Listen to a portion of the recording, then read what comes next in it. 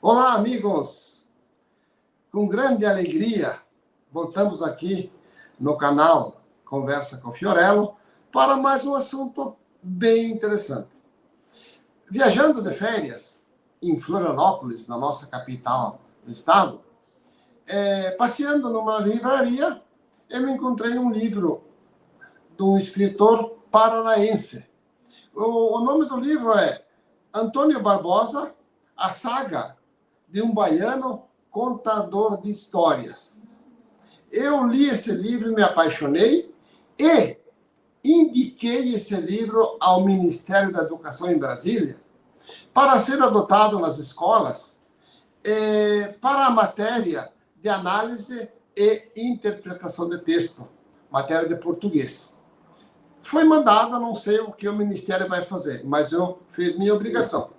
Gostei tanto deste escritor que passei a buscar mais livros dele e encontrei o livro Arbitragem, que será no Brasil, que será a matéria discutida hoje.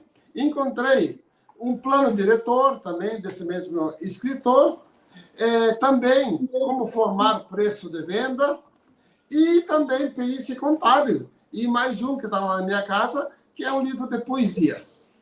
Então, eu tenho a grande honra de apresentar a vocês, internautas, este grandão, este amigo, que eu posso dizer amigo, que é o escritor desses todos os livros. Gostei tanto dele, fui à cata dele e encontrei ele no estado do Paraná, no município de Maringá. Então, eu apresento com grande honra a vocês o meu amigo, Dr. Jove Barbosa. Tudo bem, Jove? Como vai? Olá, Fiorello. Olá, internautas aí, frequentadores do seu canal Conversa com Fiorello. Isso aqui, para mim, é uma honra participar desse quadro, posso dizer assim, talvez, ou programa, porque realmente tem coisa muito importante passando por aí, por esse canal teu. Muito obrigado pelo prestígio que você me dá de participar hoje contigo aqui neste canal. Muito obrigado mesmo e parabéns pelo trabalho que eu tenho acompanhado. Bem, doutor Jove, eu acho que o senhor podia se apresentar aqui para os nossos internautas. Fique à vontade. Quem é? Quem é o doutor Jove? Bom, Fiorello e internautas, eu sou Jovi Barbosa, eu sou formado inicialmente em Ciências Contábeis, depois Direito. Fiz pós-graduação somente na área jurídica. Fiz pós-graduação em especialização em Direito dos Contratos e depois mestrado em Direito.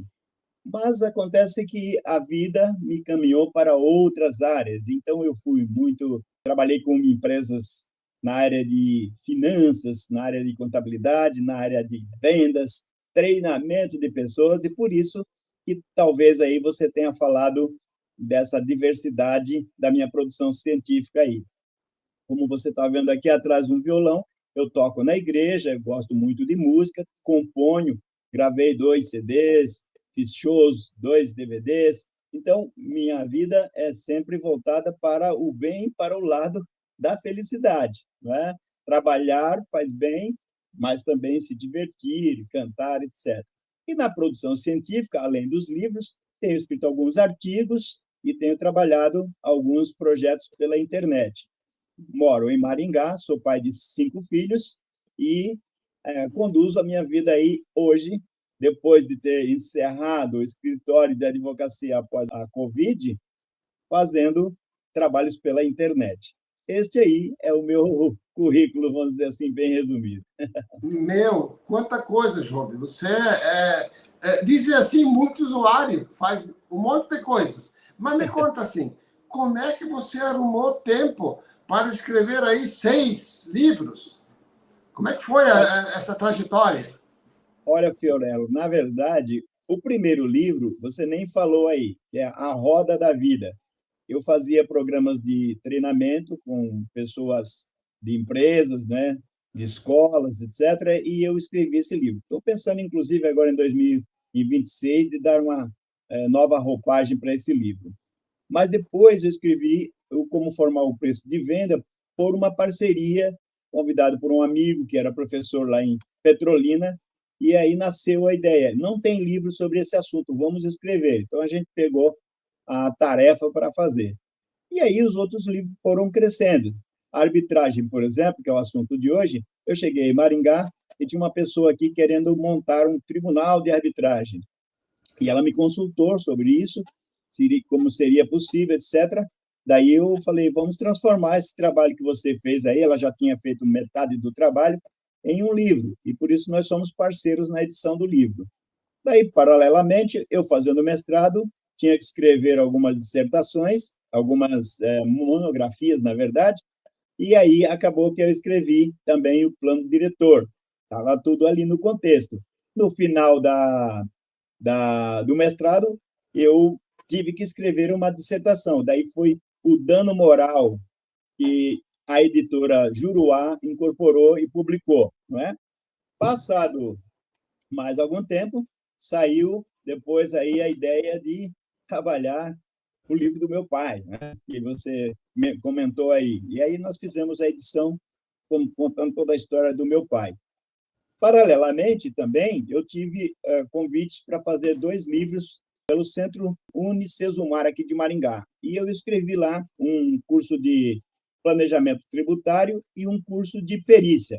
Daí, depois, eu transformei agora, em 2021, em 2022, aliás, nesse livro de curso de perícia que você tem nas mãos.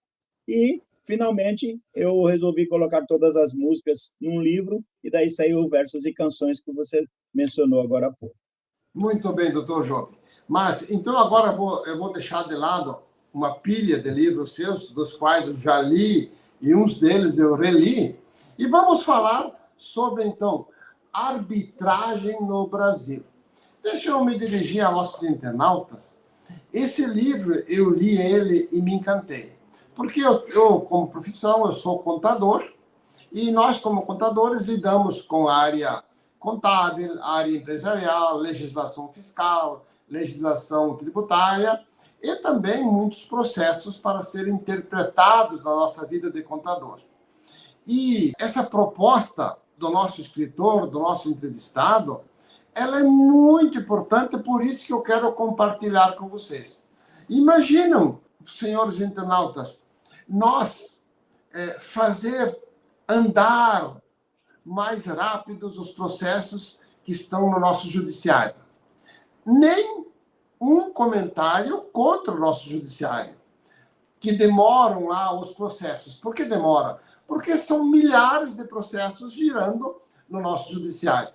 E o doutor Jovem, aqui, nosso entrevistado, ele traz uma proposta de uma arbitragem, ou seja, de um acordo, de uma resolução dos processos, sem que o juiz faça a sua análise do processo e faça o julgamento. Ou seja, a gente antecipa a resolução dos processos que normalmente demoram muito tempo na justiça. Jove, por gentileza, faça uma abordagem rápida. Então, o que é a arbitragem no judiciário brasileiro? Baseado no seu livro aqui. Ok, Fiorello. A arbitragem, na verdade, é um sistema de julgamento extrajudicial, ou seja, é fora do judiciário, não pertence ao judiciário. É um julgamento feito por uma pessoa do povo, e esse julgador se chama árbitro, ele recebe o nome de árbitro pela lei. A arbitragem, esta que você está comentando e que nós estamos comentando, é objeto da Lei 9.307, de 23 de setembro de 1996. Portanto, já tem mais de, olha aí, quase 30 anos, né? Nós vamos falar.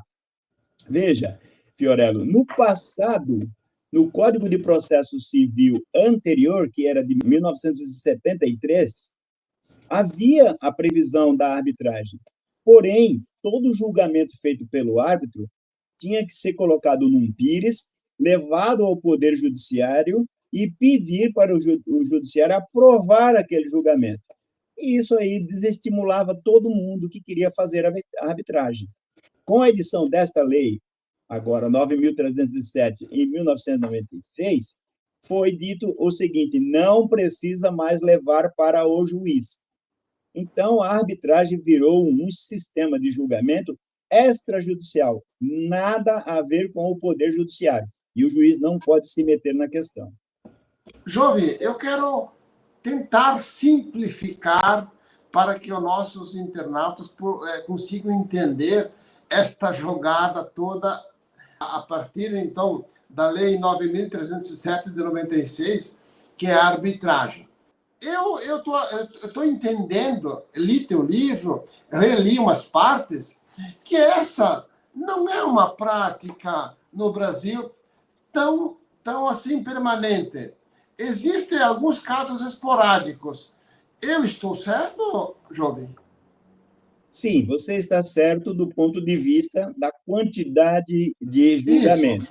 Para você ter uma ideia, eu fui a um congresso de advocacia, né, de direito, e, na verdade, foi apresentado lá um painel sobre arbitragem e foram apresentados alguns números. Algumas câmaras arbitrais famosas, como AmCham, que é a American Chamber, né? A Câmara do Canadá, Brasil-Canadá, lá em São Paulo, Rio de Janeiro e Brasília, tem algumas câmaras famosas, mas o total de julgamento é pequeno.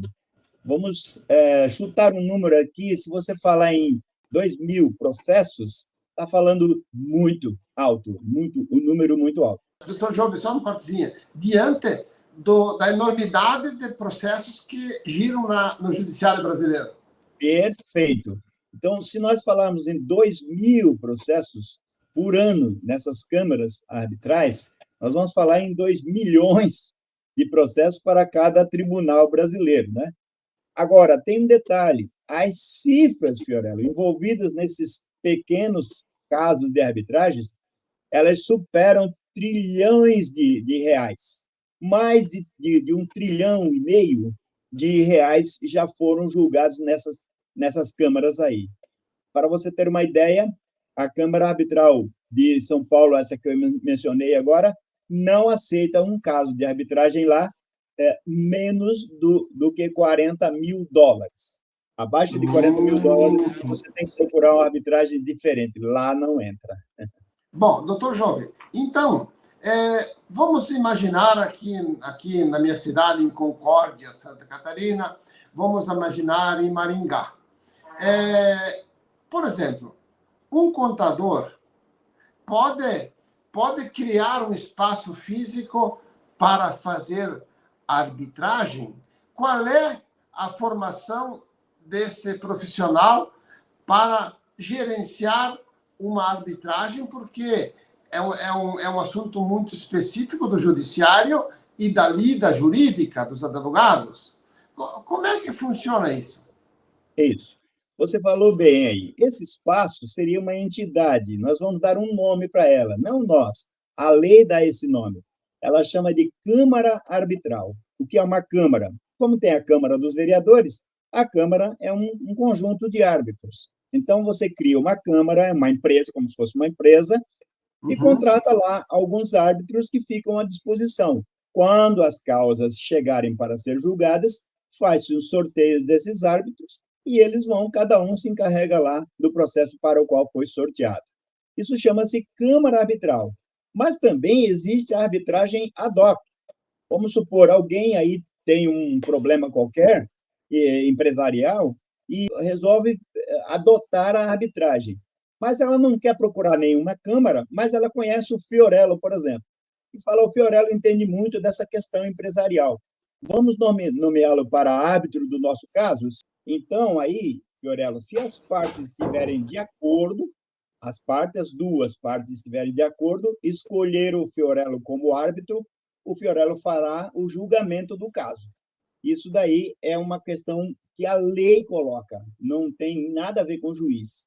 Uma pessoa da sociedade participa e resolve a questão. Muito bem. Doutor Jovem, como é que consegue que as duas partes aceitam que seja julgado o processo em questão por uma câmara arbitral. Eles têm a opção, mas eles não são obrigados, né?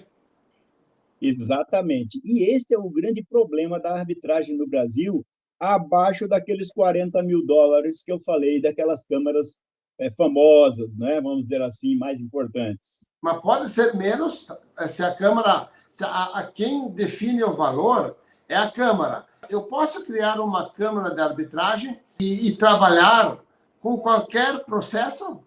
Pode, com qualquer processo. O problema todo é o seguinte: a gente está falando em números grandes para essas câmaras famosas aí, porque os casos muito grandes não podem ficar dependendo do judiciário, porque é perda de tempo. Você que é contador sabe disso. Tempo é dinheiro. E o tempo no judiciário perde-se muito tempo. Então, vamos supor que você tem aí uma batida de carro que envolve R$ 12.000. R$ 12.000 não dá nem para pensar em levar para São Paulo numa câmara dessa.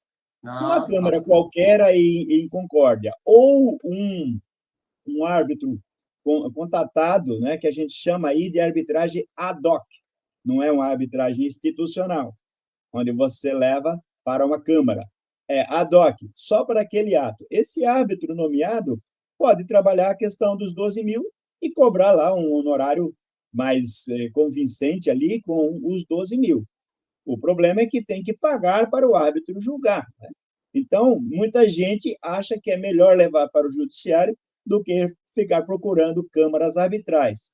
E isso também é um problema cultural, Fiorello, porque se as pessoas atentarem, e às vezes um processo na justiça demora muito tempo, levar para uma arbitragem que resolve a questão no máximo em 180 dias, é o que diz a lei, no máximo em 180 dias, o custo-benefício é muito grande, percebe?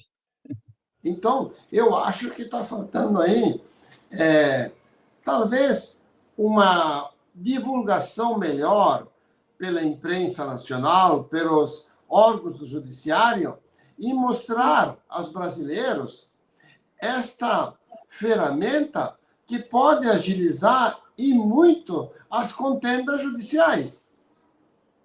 Você falou tudo. Eu trabalhei por uma época para o Conselho Regional de Contabilidade em São Paulo. E esse livro meu foi divulgado lá, inclusive. Eu dei 2 palestras para o conselho, para a diretoria, inclusive. E eles começaram a divulgar a arbitragem, fizeram menção disso no portal do CRC São Paulo e divulgaram entre os contadores, porque eles descobriram que muitas coisas poderiam ser resolvidas pela arbitragem e não se perder tempo com o judiciário. Então, é Peraí, uma forma, é uma forma de divulgação. As ótimo. entidades, por exemplo, CRC, CRA, CRM, ou as associações comerciais, e assim por diante. Então, para que os nossos internautas tenham uma ideia mais clara, então eu aqui em Concórdia sou contador, professor nas áreas de contabilidade, auditoria e perícia. Eu tenho qualificações de ser um árbitro? Você tem. A lei diz que qualquer pessoa, desde que tenha mais de 18 anos e que seja capaz, qualquer pessoa pode ser árbitro, independentemente da sua formação. Mas aí que está a vantagem da arbitragem. Eu costumo falar para os meus clientes que, para se constituir uma arbitragem, deve-se procurar um árbitro da área. Por exemplo, se o assunto é médico, erro médico, vou procurar um médico para ser árbitro. Se o assunto envolve empresas, parte tributária, empresarial, societária, etc., vamos procurar um contador. Se o assunto é mais jurídico, né, dano moral, alguma coisa assim, vamos procurar um advogado. Se a questão é de construção, vamos procurar um engenheiro. E assim, Fiorello, você dá, vamos dizer, um dinamismo na aplicação do procedimento arbitral, escolhendo a pessoa certa para atuar no procedimento. Bem, então, para que os nossos internautas entendam o modo operandi. Doutor, é possível um árbitro ir no judiciário e tomar conhecimento dos processos e fazer contato com as partes se eles desejam a solução do processo deles numa câmara arbitral. Isso é ético? Isso é possível chegar? Agora que tem a lei de proteção de dados também, como é que pode funcionar isso? Olha, sua colocação é fantástica, mas eu diria, como inclusive instituidor de Câmara Arbitral, porque eu já instituí 2 câmaras arbitrais, eu diria, não cabe ao árbitro ir ao fórum, né, ir ao Poder Judiciário, garimpar processos para levar para a arbitragem. Isso não é papel do árbitro. Seria antiético do ponto de vista da deontologia, né, que é o comportamento da pessoa numa profissão. Agora, ao advogado, cabe, porque o advogado pode dizer: estou perdendo muito tempo com esse processo no judiciário e eu vou levar esse caso para a arbitragem. Procura uma câmara arbitral, vê o custo, propõe aos clientes, os clientes topando, ele faz uma petição ao juiz e diz: quero levar o caso para a câmara arbitral. O juiz vai só olhar a petição e dizer: cadê a concordância das partes? Quando ele vê que tem lá um compromisso arbitral que o advogado vai juntar para o juiz, ele não tem saída, ele não pode impedir, ele é obrigado a mandar para o árbitro. Só tem um detalhe: não são todas as causas que são julgadas pela arbitragem. Então, por exemplo, pensão alimentícia, assuntos do status, né, da pessoa, nome, etc. Essas coisas assim. A trabalhista em alguns direitos que são irrenunciáveis, esses não podem ser julgados por arbitragem. E também a área penal. O restante, tudo que é patrimonial, pode ser julgado por arbitragem. Mas olha, doutor, então veja bem, senhor Jove, que essa ferramenta precisa ser usada. O judiciário vai ter uma carga bem menor de processos a ser julgados se as câmaras arbitrais no Brasil tiverem uma operacionalidade talvez mais presente, mais divulgado na sociedade. Porque eu acho, doutor Jovem, eu fiquei sabendo dessa arbitragem após ler o seu livro. Mas então, quantos brasileiros não sabem desta ferramenta? Você tem razão. Eu fui professor no Centro Universitário de Maringá por 13 anos. Parei depois da Covid ali. Mas eu dava aula para o pessoal de pós-graduação também. Pós-graduação. E não conheciam a arbitragem. Então, veja que muita gente da área do direito, administração, contabilidade, já formado na universidade, não conhece a arbitragem. E isso é um problema sério. Por quê? Como você bem falou aí, e você ficou, parece assim, maravilhado com o Instituto, veja, Fiorello, tem muito mais coisa ainda. O julgamento do árbitro é considerado pela lei uma sentença e é executável. E tem mais, não tem recurso. Veja que no judiciário, um juiz de primeira instância faz um julgamento, você não concorda com o julgamento dele, leva para a segunda instância. Não concorda, leva para a terceira instância, que é o STJ. E se envolver uma questão constitucional, ainda dá para invocar o STF. Quanto tempo demora para chegar um processo desse lá em cima? Porque lá eles estão preocupados com as coisas grandes, política, senador, presidente da República, etc. Mas o cidadão comum aqui de baixo, para chegar a um processo no Supremo, demora muito. A arbitragem resolve isso em 6 meses e não tem recurso. Certo, mas não tem recurso depois que ocorreu um acordo entre as partes e devidamente assinado e concordado, né? Veja, não é correto falar acordo entre as partes. A arbitragem é um sistema de julgamento. O árbitro, pelo artigo 18 da lei, é considerado juiz de fato e de direito. De fato, por quê? De fato, por quê? Ele é de fato porque é nomeado pelas partes. Ele é de direito porque a lei diz que ele é árbitro e ele é juiz. Então, a sentença dele é um julgamento, não é um acordo entre as partes. As partes até podem fazer um acordo, mas aí nem precisa do árbitro. O árbitro vai só homologar o acordo. Agora, quando o árbitro der uma sentença, é um julgamento, não é um acordo entre as partes. As partes estão obrigadas a obedecer o julgamento do árbitro.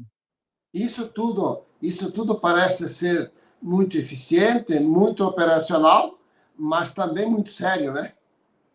É sério, mas tem uma coisa importante aí. Eu falei agora há pouco uma palavra, deontologia. A ética é muito importante numa situação dessa. Então, se vamos nomear um árbitro ad hoc, por exemplo, não dá para a gente nomear um árbitro que seja parente de uma das partes. Percebe? Não dá para nomear um árbitro que seja, vamos dizer assim, empregado de uma das partes, ou patrão de uma das partes. Então, é preciso que haja um consenso para não, vamos dizer assim, deteriorar, né?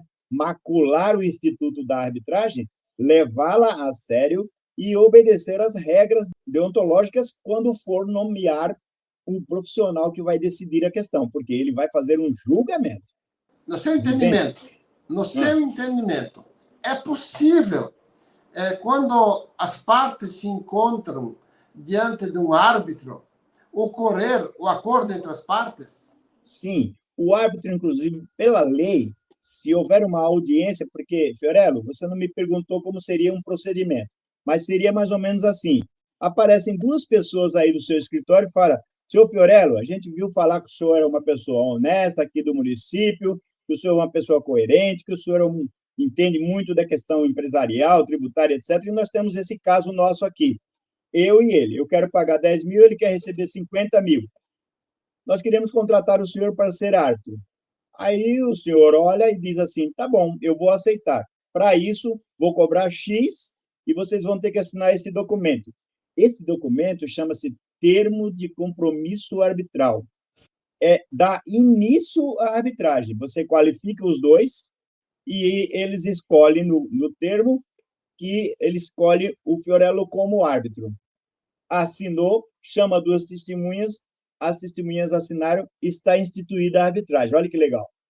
Tá, Aí você tem... Só um pouquinho para você não perder o fio da meada. Aí sim, você tem 180 dias a partir daquela data para entregar a sentença. Porém, você pode pedir tudo para eles. Vamos supor que o caso envolva, sei lá, uma constituição ou criação de uma área de fábrica. Então, você pode pedir as plantas, você pode pedir tudo, você vai juntando toda aquela papelada, vai analisando, vai fazendo, formulando as coisas. Um belo dia você fala assim, vou designar uma audiência. Chama as partes para o seu escritório e diz, olha, eu estou aqui já com quase tudo pronto para fazer a arbitragem, mas eu gostaria de saber uma coisa. Vocês não querem fazer um acordo? Porque, ó, eu estive vendo isso. Você propõe para eles um acordo. Se eles fizerem o acordo e toparem o acordo, você reduz a termo, que é escrever, não é? Reduz a termo, assina e acabou a arbitragem. Agora, se eles não chegarem a um acordo, você vai e faz o julgamento. Tá, ok. É ético o árbitro contactar as duas partes e propor acordo, sugerir acertos, tudo mais. Isso é ético ou não? Sim, a lei diz isso. O árbitro é o juiz, o único juiz que pode mitigar a lei, ou seja, dar uma significância menor para a lei. Porque o árbitro é realmente, verdadeiramente uma excelência. Por quê? Porque ele é da confiança das duas partes. No juiz do fórum normal, não é bem assim. Porque quando se entra com uma ação no fórum, há um sorteio e a gente não pode escolher o juiz. Ótimo. Na arbitragem, as partes podem escolher o árbitro. E quando elas escolhem o árbitro, ele vira uma pessoa de confiança das duas partes. Portanto, ele pode conversar com uma separadamente, pode conversar com outra separadamente, como faz, por exemplo, o mediador. O mediador faz isso. A lei da arbitragem também prevê que você pode fazer mediação. Então, você tem no julgamento, antes do julgamento, você tem a conciliação, que é o acordo, ou a mediação. Se não funcionar nenhum dos dois, vai para a arbitragem, com a diferença que a arbitragem é um julgamento, não é acordo. Mas, olha, doutor Jovem, eu imagino que ao longo do Brasil, onde os nossos internautas estão nos ouvindo, tenho certeza que estão, assim, encantados e energizados para uma possível implantação de uma Câmara Arbitral lá nas suas cidades. As suas colocações foram claras, a sua forma de explicar é uma forma que a gente entende, e eu acho que, na minha opinião, precisamos divulgar mais esse assunto, mostrar para a sociedade brasileira que temos esta ferramenta e que isso vai trazer muitos benefícios para as partes e agilidade nas soluções dos seus conflitos. Com agilidade.